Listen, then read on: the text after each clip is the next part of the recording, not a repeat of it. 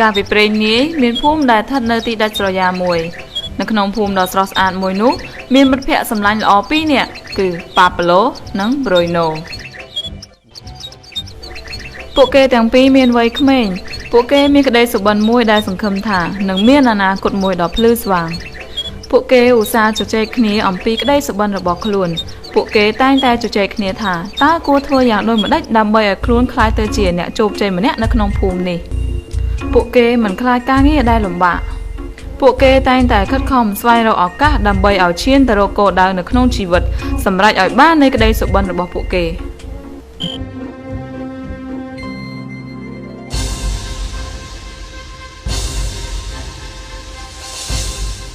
មានថ្ងៃមួយឱកាសក៏បានមកដល់មែន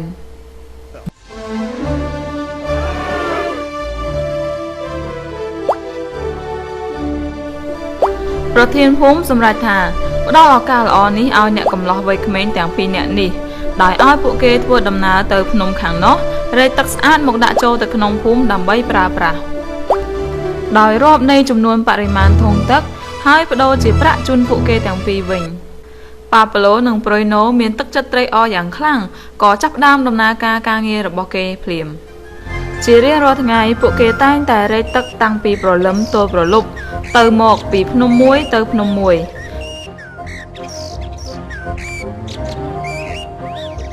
ពួកគេខិតខំធ្វើការយ៉ាងស្វាហាប់ដើម្បីរែកទឹកចូលទៅក្នុងភូមិ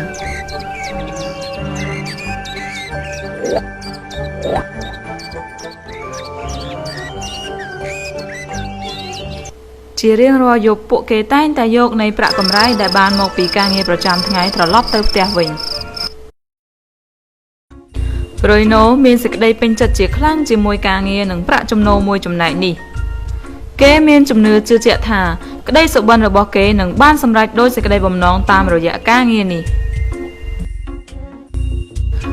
ប្រុយណូគិតថាប្រសិនបើចង់បង្កើនប្រាក់ចំណូលរបស់គេ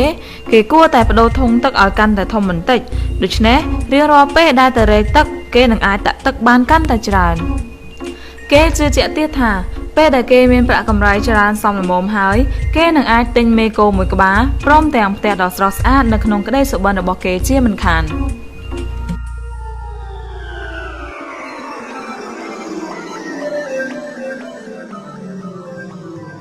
ក៏ប៉ុន្តែប៉ាប្លូបែរជាមិនពេញចិត្តចំពោះប្រាក់ចំណូលរបស់គេទៅវិញ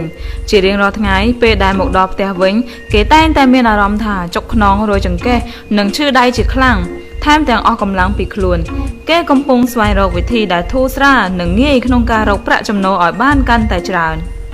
ប៉ាប្លូពិតជារកឃើញនៃវិធីសាស្ត្រមួយដ៏ល្អមែនគេសម្រេចចិត្តសាងសង់នៃប្រឡាយទឹកមួយបង្ហូរទឹកនៅជើងភ្នំខាងនោះឲ្យហូរចូលមកក្នុងភូមិ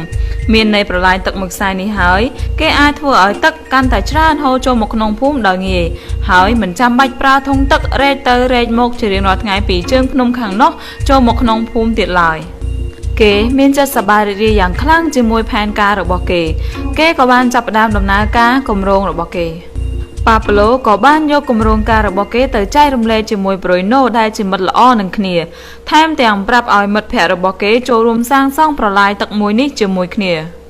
ប្រុយណូបែរជាយល់ឃើញថានេះគឺជារឿងមួយដែលឈួតលីលាបំផុតប្រុយណូគិតថាប្រាក់ចំណូលដែលគេទទួលបានក្នុងថ្ងៃនេះអាចធ្វើឲ្យគេទិញបាននូវអ្វីដែលគេចង់ទិញដូច្នេះគួរតែខិតខំរកប្រាក់ចំណូលឲ្យបានកាន់តែច្រើនការកសាងប្រឡាយទឹកគឺមានតែធ្វើឲ្យដំណើរការងាររបស់គេកាន់តែមានសភាពយឺតនិងពន្យាពេលវេលាសម្រាប់នៃក្តីសុបិនរបស់គេថែមទៀតផងប្រុយណូបានបដូរធុងសម្រាប់ដាក់ទឹកឲ្យកាន់តែធំឡើងព្រមទាំងបន្ថែមការរែកទឹកឲ្យបានកាន់តែច្រើនដង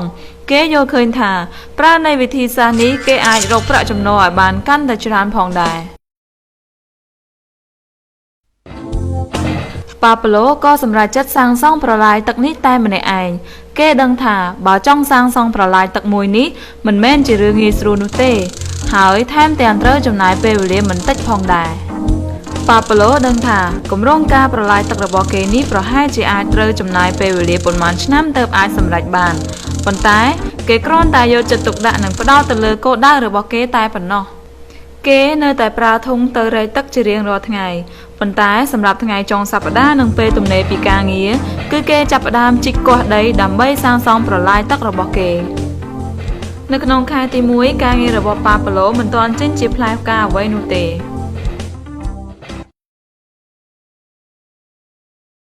ប្រូយណូនិងអ្នកភូមិដទៃទៀតកំពុងតែនាំគ្នាសើចចំណោះឲ្យប៉ាប៉ាឡូពួកគេហៅប៉ាប៉ាឡូថាអ្នកសាងសង់ប្រឡាយទឹកប៉ាប៉ាឡូក្នុងពេលមួយរយៈនោះប្រូយណូមានចំណូលកើនឡើងទៅដល់1ភាគធំឯណោះគេបានទិញមេគោមួយក្បាលហើយថែមទាំងបានសង់ផ្ទះថ្មីមួយដ៏ធំជីវភាពរស់នៅរបស់គេក៏បានកែប្រែផងដែរក្រោយពេលចប់ការងារគេតែងតែទៅបារញ៉ាំស្រាយកប្រាក់ចំណូលដែលគេរកបានមកសោយសុខ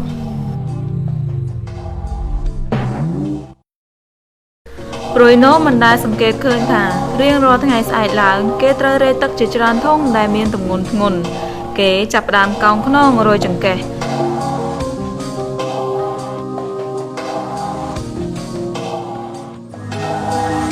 ទឹកមុខស្លេកស្លាំងគ្មានកម្លាំងកំហែងនៅក្នុងខ្លួនទាល់តែសោះសុខភាពត្រូវបានចុះខ្សោយក្នុងរយៈពេលខ្លីការរែកទឹករបស់គេក៏ចាប់ផ្ដើមតិចទៅ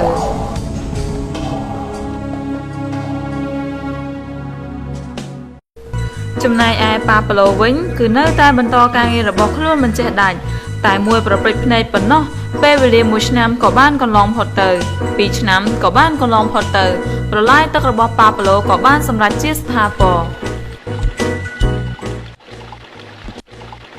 គេមិនត្រូវការប្រើធុងដើម្បីរែកទឹកចូលមកក្នុងភូមិទៀតទេឥ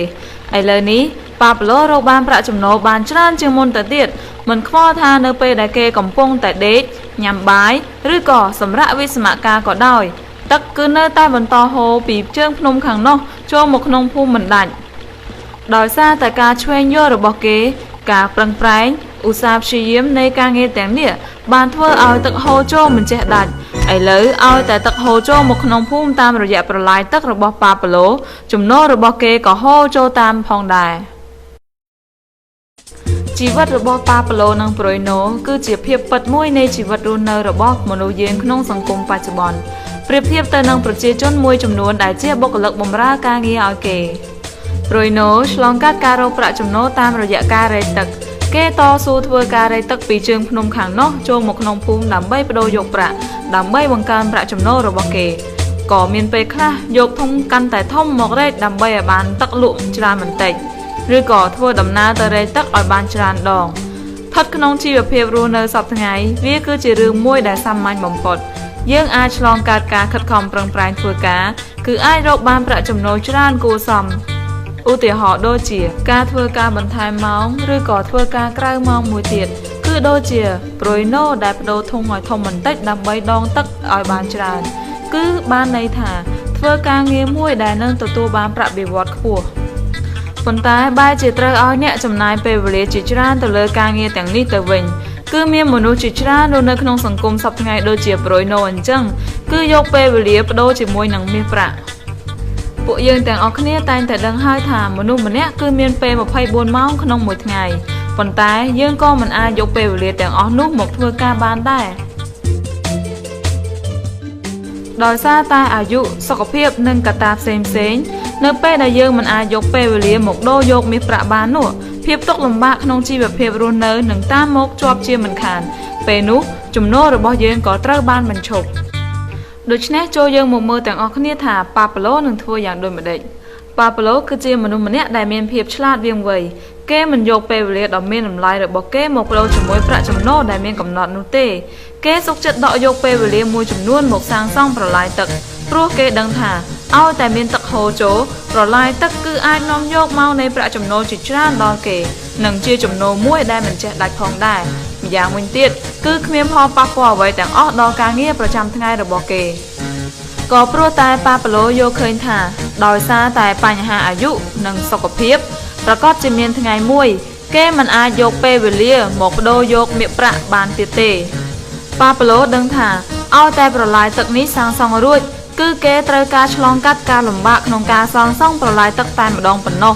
ឲ្យតែសាងសង់រួចរាល់ពេលណាប៉ាប៉ាឡូគ្រាន់តែរងចាំគ្រប់គ្រងនិងថែរក្សាមើលខុសត្រូវទៅលើប្រឡាយទឹកប្រាក់ចំណូលនឹងហូរចូលមកមិនដាច់ប៉ាប៉ាឡូបានបញ្ជាក់ប្រាប់យើងថាចង់ឲ្យប្រាក់ចំណូលកើនឡើងមិនប្រកាសថាត្រូវយកពេលវេលាមកបដូរនោះទេធៀបពិតមានវិធីល្អជាងនេះទៅទៀត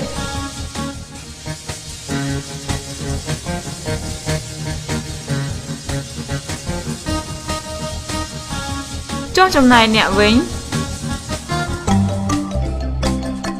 តើអ្នកចង់ធ្វើដូចជាប្រួយណូអញ្ចឹងដែលយកពេលវេលាមកបដូរយកមាសប្រាក់មែនទេ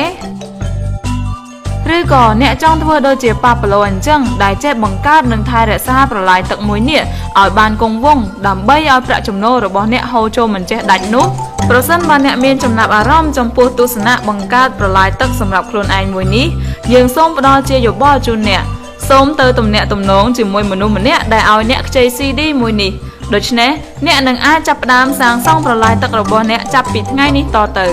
សូមអរគុណ